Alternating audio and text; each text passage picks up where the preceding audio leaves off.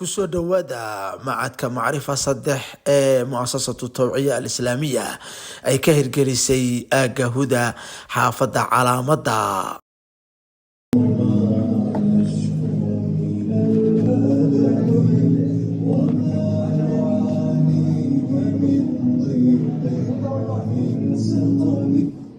لو أنزلنا هذا القرآن على جبل لرأيته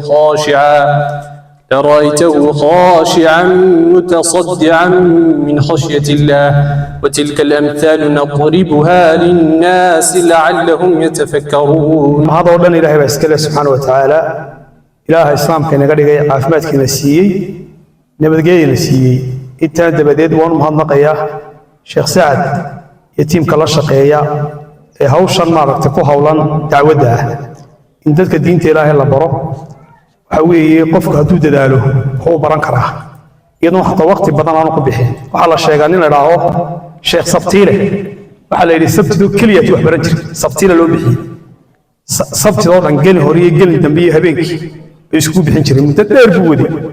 sidoo kale been korsanayay sheekh weyn caalimo noqday. alxamdulilaahi rabbil aalamiin صلى الله على نبي مربحين كسابسين يعني مؤسسة التوعية الإسلامية قرما يلا أساسي مؤسسة التوعية الإسلامية مؤسسة التوعية الإسلامية وحلا أساسي تاريخ المركز اللي بدي يكون كودي تاسو إن تسوي زي المؤسسة وقت هذا اللي ركوبات شيء لما تسنع أيوسو تجنيد فافن تعلمها دعوة يهور مرين تدلني ذلك وحن الله هذا وحن الله وبرينا إنه كعب المريض دمان هل وذين دي مؤسسة يلا قصب لعب الله بدي يكون كودي إلا هذا إنتاجنا هاي لودي بمشي لبعضها. من شيء كرت مؤسسة التوعية الإسلامية كشقياء وهذا يقر وكهولي. مؤسسة التوعية الإسلامية وحي هذا يقر كشقياء سكهولنا أنت فافين تعلمها دعوة يهور مرين تدلني ذلك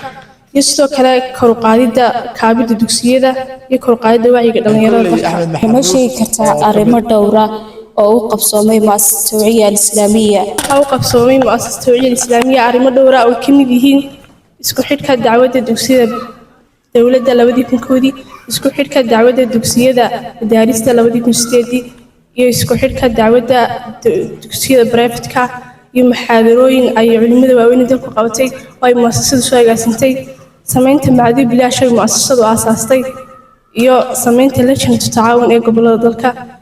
iyo sidoo kale isku xidhka dacwada gobolada afarta gobol ee galbeedka dalka oo ay mutamar ugu qabatay muassasadu. su'aasha u dambaysa guud galo waa maxay mahad macaarif andoon ku yahay waa mahad nooceeya mahad macaarif waa mahad ay aasaastay muassasadu kaasoo ardayda looga faa'iideeyo culimada shariicada lana dhigto maalmaha khamiista jimcaha gaar ahaan gelinka dambe mahadkan aan hadda joogna waa qaybtiisa saddexaad qaybtiisa koowaad waxaa la aasaasay sanadkii 2021 waxaana laga furay suuqa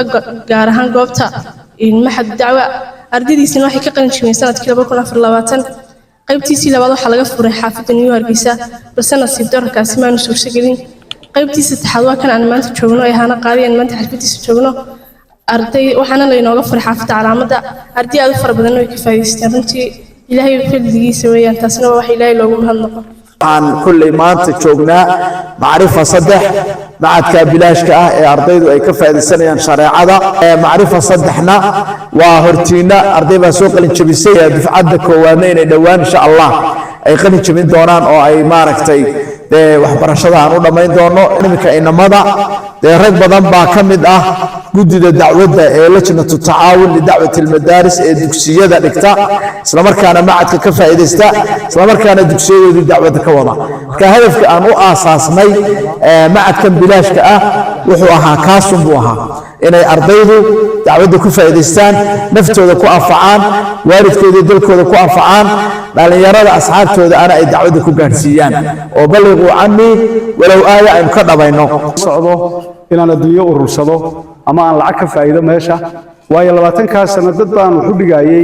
hadaan adduunyo doonayo inaan urursado macallin ma noqdeen dukaan baan furan lahaa waxaan u tagayaa wax kale maaha inaan waxbarashada wax ku soo celiyo duruufta waxbarashada maanta jirta waan ogahay ardayga ka imanaya guriga waxa laga yaabaa waalidku dhaqaalaha uu ku bixiyo waxbarashada inaanu ku bixin nolosha kale lacagta ugu badan waxay ku baxdaa maanta waxbarasho marka anigu waxaan horta marka u horeysa ballan qaadaya haddii ilaahay geeyo halkaa inaanan mushaharba qaadano mushaharkaa faraha badan ee nin waliba u soo ordaya waa $2,800 waxaan doonayaa $2,800 inaan kaga bixiyo 300 arday haddii ilaahay idmo oo cid walba leh